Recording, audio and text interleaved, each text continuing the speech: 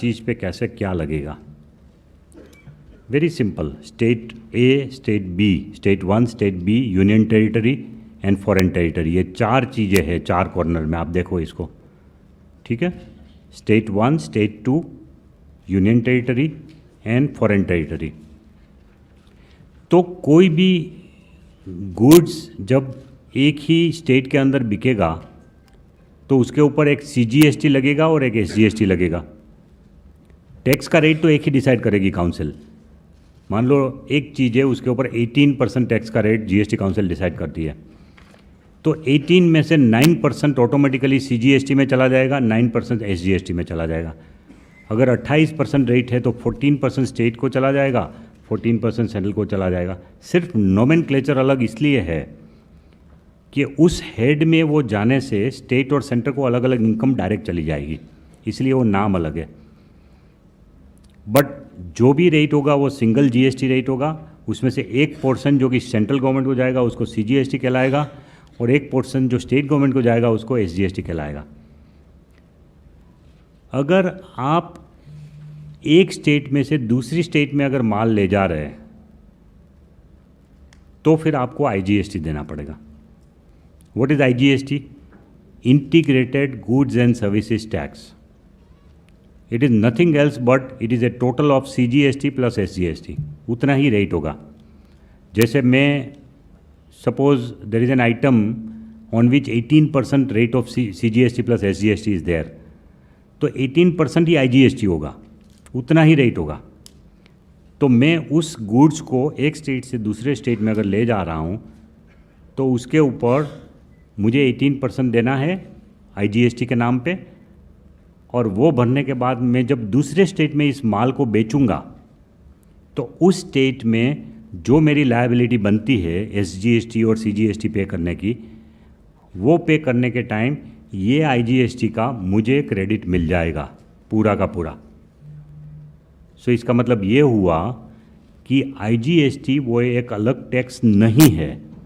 IGST जो है ये एक इंटरिम टैक्स है जिसको हम कहते हैं wash out tax. Wash out tax इसलिए कह रहे हैं कि IGST की कोई अपनी अस्तित्व है ही नहीं, वो वॉश आउट हो जाएगा। IGST अपने आप में कोई टैक्स है ही नहीं। नॉर्मली IGST कौन पे करेगा? बिजनेसमैन। जब वो एक स्टेट से दूसरे स्टेट में माल शिफ्ट करेगा तब वो बिजनेसमैन पे करेगा और उसकी वो क्रेडिट ले लेगा। तो फाइनली IGST की कोई इनकम सरकार को नहीं होने वाली है। IGST की कोई अपनी इनकम सरकार को नहीं होने वाली है। इनकम जो होगी सरकार को वो CGST और SGST की ही होगी। पूरी की पूरी इनपुट टैक्स क्रेडिट ले लेगा वो IGST की, अपनी जब भी टैक्स लायबिलिटी आएगी उसके सामने। कुछ ऐसे ट्रांजैक्शन हो सकते हैं B2C ट्रांजैक्शन, जैसे दिल्ली से सपोज नॉर्थ ईस्ट नागालैंड का कोई आदमी दिल्ली में आया और दिल्ली से एक टीवी खरीद के चला गया, तो वो अगर बताएगा कि भाई मैं नागालैंड ले जा रहा हूँ, ट्रांसपोर्ट कर रहा है, अपना ट्रांसपोर्ट में अगर भेज रहा है नागालैंड, तो IGST लग के जाएगा। अगर वो बता नहीं रहा है कि मैं नागालैंड में ले जा रहा हूँ तो वो तो स्टेट का ही, दिल्ली का ही SGST और CGST लगेगा।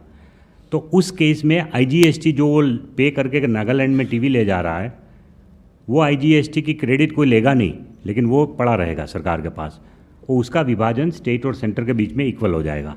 अगर ऐसा कोई IGST पड़ा रहेगा सरकार में तो उसका विभाजन बट बहुत छोटी ऐसी अमाउंट होगी। नॉर्मली गुड्स का एक स्टेट में से दूसरे स्टेट में ट्रांसफ़र सिर्फ व्यापारी लोग ही करते हैं, तो व्यापारी लोग IGST पे करेंगे और उसकी क्रेडिट ले लेंगे। सो IGST में कुछ बचेगा नहीं। IGST is not a separate tax. पहले जो था CST था, central sales tax. You would be surprise कि सेंट्रल सेल्स टैक्स 2% के हिसाब से भी स्टेट की इनकम 50-60 हज़ार करोड़ है। 2% के हिसाब से भी CST की इनकम, वो 50-60 हज़ार करोड़ का पूरा बोझ कंज्यूमर के ऊपर जा रहा था, एडिशनल टैक्स जा रहा था CST का, सेंट्रल सेल्स टैक्स का, वो पूरा बोझ अब मिट जाएगा।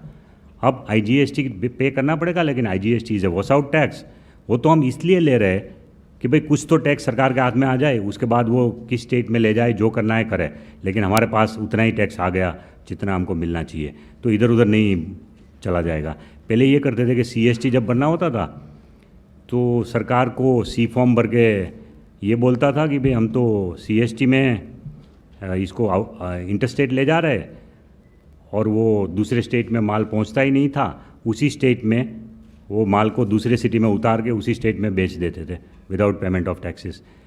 तो जिस आइटम के ऊपर 14% स्टेट का टैक्स रेट था, उसके ऊपर वो 2% CST भर के छूट जाता था। अब ये नहीं होगा, अब पूरा का पूरा टैक्स उसको भरना पड़ेगा, तब वो दूसरे स्टेट में माल ले जा सकते हैं। उसके बाद उसकी जिम्मेवारी, अगर वो वहाँ पर दूसरी बार बेचता है तो जो CGST और SGST की लायबिलिटी उसको पे करने के लिए IGST यूज़ करेगा, वरना IGST तो सरकार के पास आ ही गया है। तो इस तरह का ये टैक्स है IGST।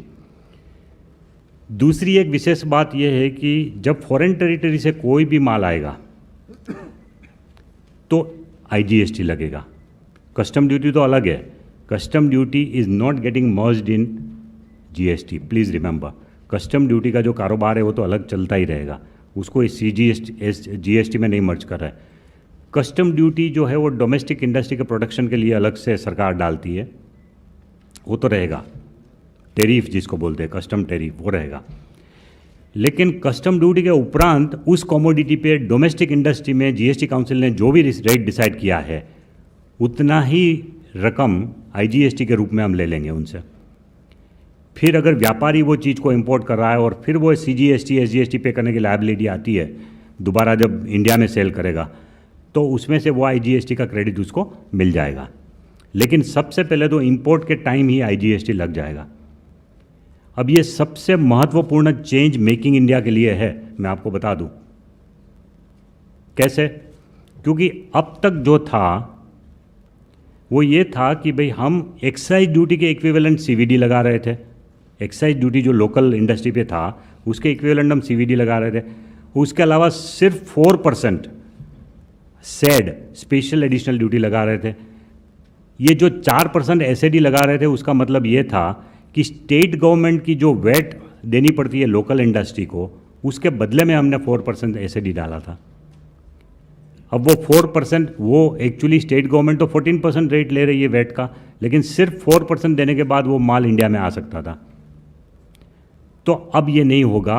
डोमेस्टिक इंडस्ट्री के ऊपर जितना टैक्स का बोझ है उतना ही टैक्स का बोझ इंपोर्टेड माल के ऊपर आएगा। तो इससे मेक इन इंडिया को बल मिलेगा कि नहीं? बल मिलेगा इससे, मेक इन इंडिया को इससे बल मिलेगा। तो ये एक परफेक्ट सिस्टम हो जाएगी कि लोकल इंडस्ट्री जितना टैक्स पे कर रहा है उतना ही इंपोर्टेड वाले भी पे करें, ताकि दोनों के बीच में अंतर नहीं रहे। पहले ये था कि इंपोर्टेड माल सस्ता पड़ता था और डोमेस्टिक माल जो है वो उनको बेचारे को तकलीफ पड़ रही थी इंपोर्टेड के सामने टिकने के लिए। तो this is a very significant change that is going to be brought about IGST लगाने से इंपोर्टेड माल के ऊपर। जिस तरह से स्टेट के अंदर स्टेट GST है, उस तरह से यूनियन टेरिटरी के अंदर भी यूनियन टेरिटरी GST लगेगा। तो यूनियन टेरिटरी के अपने खर्चे चलाने के लिए जो टैक्स लगता है वो यूनियन टेरिटरी GST होगा, और वो भी इक्विवेलेंट टू स्टेट GST होगा। CGST plus union territory GST union territory में लगेगा। और उसका जब भी आप कोई एक स्टेट से दूसरे स्टेट में या एक स्टेट से दूसरी यूनियन टेरिटरी में अगर माल ले जा रहे हैं तो IGST देना पड़ेगा। इसलिए ये पिक्चोरियल जो रिप्रेजेंटेशन है उसमें एरो दिखा रहे हैं हम कि इंपोर्टेड माल आएगा तो भी IGST देना पड़ेगा, एक स्टेट से दूसरे स्टेट में जाएगा तो भी IGST देना पड़ेगा, दूसरे स्टेट से यूनियन टेरिटरी में फिर से जा रहा है तो भी IGST देना पड़ेगा। बट हर बार आपको इनपुट टैक्स क्रेडिट मिलती जाएगी इसकी, बट पूरा ट्रांजैक्शन का ट्रेल कंप्यूटर में लास्ट तक रहेगा। एक माल बनाया, वहाँ से लेके 4 स्टेट में घूमने के बाद 5वें स्टेट में अगर कंज्यूमर के पास पहुँचा तो भी इसका पूरा ऑडिट ट्रेल कंप्यूटर में रहेगा। ये इसकी बेनिफिट है GST की। Okay, next.